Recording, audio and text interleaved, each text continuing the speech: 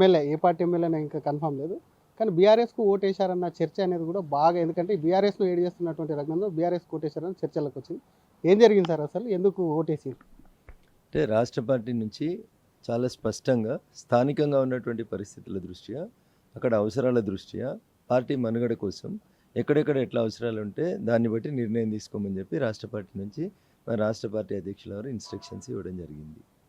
Isnapur municipality లోపల నా మీద మెదక్ పార్లమెంట్ సభ్యునిగా కాంగ్రెస్ పార్టీ నుంచి పోటీ చేసినటువంటి నీలం మధు గారి శ్రీమతి, అక్కడ నీలం కవిత గారు కౌన్సిలర్గా గెలిచి అక్కడ మున్సిపల్ చైర్మన్ కావడానికని ఒక ప్రయత్నం జరుగుతూ ఉంది.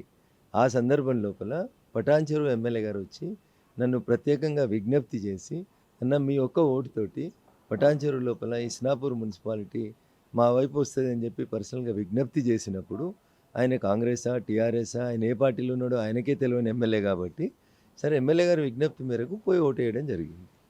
రాజకీయంగా కాంగ్రెస్ పార్టీకి సంబంధించినటువంటి వాళ్ళు కాబట్టి అక్కడ ఉన్నటువంటి నీలం మధు నా మీద ఎంపీగా పోటీ చేసినటువంటి కాంగ్రెస్ పార్టీ నుంచి ఎంపీగా పోటీ చేసినటువంటి అభ్యర్థి శ్రీమతి అక్కడ ఉంది కాబట్టి మీకు తెలుసు కాంగ్రెస్కి భారతీయ జనతా పార్టీకి ఇది పెద్ద భూతద్దల్లా పెట్టి చూడాల్సినటువంటి అంశం కాదు. అక్కడ ఉన్నటువంటి స్థానిక పరిస్థితుల